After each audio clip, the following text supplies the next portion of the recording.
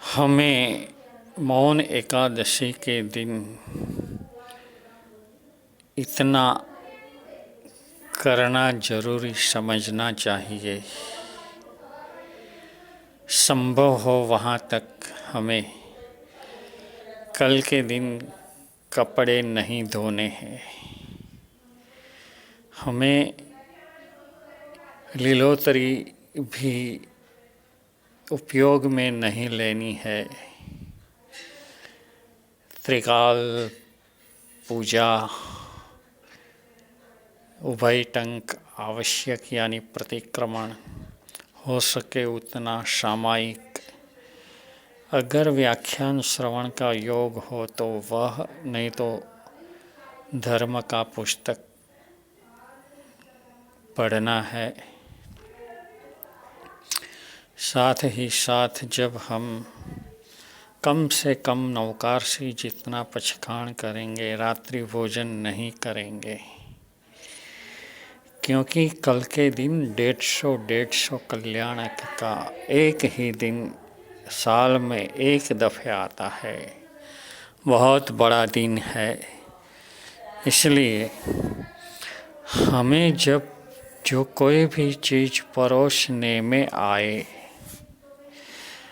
मानो कि हमारे घर में सुबह का नाश्ता, उसमें 4-5 चीज़ें बनाई है, वो पहली दफ़े जितनी भी दे दी गई उनसे अब ज़्यादा बिल्कुल नहीं लेनी है। यानी कि फिक्स थाली हमारी हो गई। दोपहर के वक्त भी ऐसा ही, शायद दोपहर के वक्त ऐसा भी बने कि 5-6 आइटम हो और पहले 2-3 दी गई हो, तो 2-3 जितनी दी है उसमें वध-घट नहीं करनी। घटाड़ा कर सकते हैं, वधारा नहीं करना है। और साथ ही साथ अब हमें नई आइटम जो दूसरी बाकी है वही ले लेनी है। और जितनी भी परोसी जाए उसमें कम है या ज़्यादा है ऐसा कुछ भी हमें नहीं कहना है। अगर ज़्यादा लगे तो कम करा देना, वो छूट है।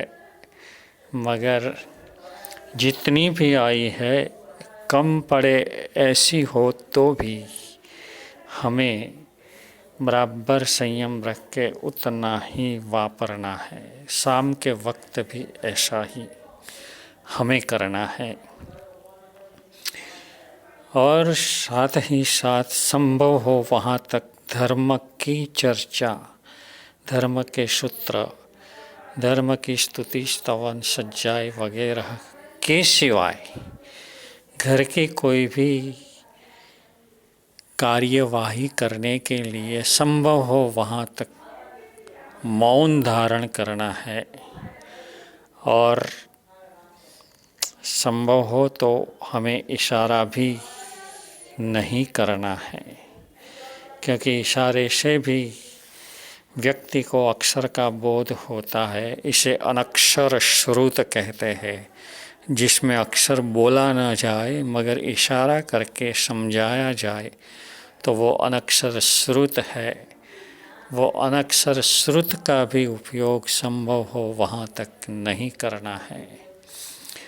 सारे दिन संभव हो वहाँ तक मौन में पसार करना है। और जितना भी वक्त ज़्यादा मिले हमें धर्म का कोई पुस्तक साथ में रखना है। और वही जब जब समय मिले तब तब वही हमें पढ़ना है। इतना तो हम एक दिन के लिए अवश्य कर सकेंगे।